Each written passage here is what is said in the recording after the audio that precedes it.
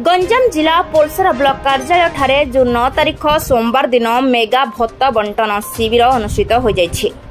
एही शिविर ब्लॉक अध्यक्षा कल्पना प्रधान अध्यक्षतार अनुष्ठित होइथिबा बेले मत्स्य पशु संपद विकास अति क्षुद्र क्षुद्र और मध्यम उद्योग मंत्री गोकुलानंद मल्लिक आसिका सांसद अनिता शुभदर्शिनी पट्टनायक अतिथि भाव जोग देथिले एवं हिताधिकारी मानक पई डबल इंजिन सरकार करिथिबा योजना उपरे एही शिविर रे आलोकपात करिथिले। पोलसरा ब्लॉक 26 गोटी पंचायत 1015 जन हिताधिकारी मानकु मंत्री मल्लिक और आसिका सांसद अनिता शुभदर्शिनी भत्ता प्रदान करथिले। उक्त भत्ता बंटन अवसर में पोलसरा बीडीओ शशिभूषण महापात्र कार्यक्रम को अति श्रृंखलित भाव में परिचालना करथिले। अनुष्ठित होइथिबा भत्ता बंटन कार्यक्रम में मंत्री व्यक्तिगत सचिव प्रताप चंद्र प्रधान, ब्लॉक उपाध्यक्ष कान्हूचरण परिडा, जिला परिषद सभ्य अशोक विषयी, झुनू दास समेत समस्त सरपंच समिति सभ्य और ब्लॉक कर्मचारी समूह उपस्थित थिले। देखो निश्चय भाव में आपण प्रश्न रे कोठी ना कोठी उत्तर भी बारी होउची। गत दिन रे जहा होउतला जो दुर्नीति चलीथिला जो वर्तमान गोटे कथा योग्य हिताधिकारी विकासर दल नाही, योग्य हिताधिकारी जाति नाही।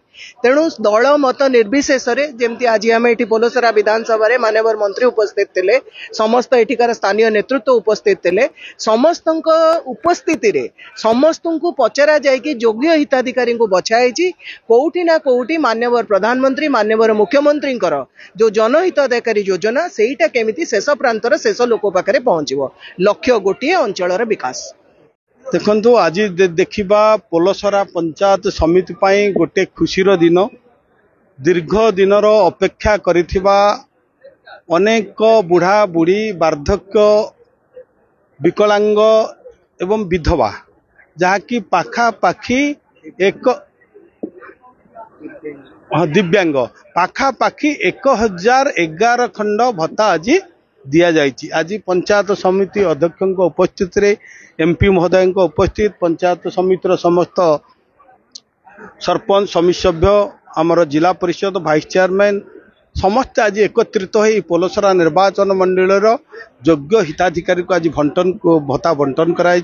एवं आज आम समस्त ये संकल्प नहींचु सरकार प्रत्येक जो योजना अच्छी घर कथा कहतु राशन कथा कहतु कि प्रत्येक जिनिस योग्य हिताधिकारी पाखे पहुँचवाई दल मत निर्विशेष योग्य हिताधिकारी चयन कर दिया जिवो एवं पोलसरा जो पंचायत समिति को एक दुर्नीति मुक्त पंचायत समिति रूपे गठन करने आज समस्त ये संकल्प करिसेंती। कौन होता आपण समस्ते जानते 40 वर्षर भेंडिया भत्ता पाउथला आज आम जहाँ 75 वर्ष 80 वर्ष विकलांग दिव्यांग जो विधवा आपण माने देखि पारुथिले से मानकर मुहरे आज जो टिके हस फुटी से निजको बहुत गर्व अनुभव होउची। आगुरु रेकमेंड हिसाब रे भत्ता होउतला, रेकमेंड हिसाब रे घरर व्यवस्था होउतला, राशन कार्ड व्यवस्था होउतला। आज किंतु प्रशासन को निर्देश दिया जाइछि योग्य हिताधिकारी को दल मत निर्विशेष जो माने योग्य पाइबार योग्य तांको सरकारी समस्त योजना को तांको पाखरे पहुंचेबा पाई। आगुरु तो मु भी शुनिछि घर पाइबा पई मध्य पैसा निया जाउतला, भत्ता पई पैसा निया जाउतला, राशन कार्ड पई पैसा निया जाउतला। आज तो मु हजार हजार लोकन को सामने रे पचारिली समस्त आज खुशी व्यक्त कले जे एई सरकार रे दुर्नीति मुक्त सरकार बिना पैसा रे भत्ता घर राशन कार्ड सब सहज रे मिल। गंजाम जिला प्रतिनिधि कालीचरण मिश्र रिपोर्ट, रूपाथालिया न्यूज।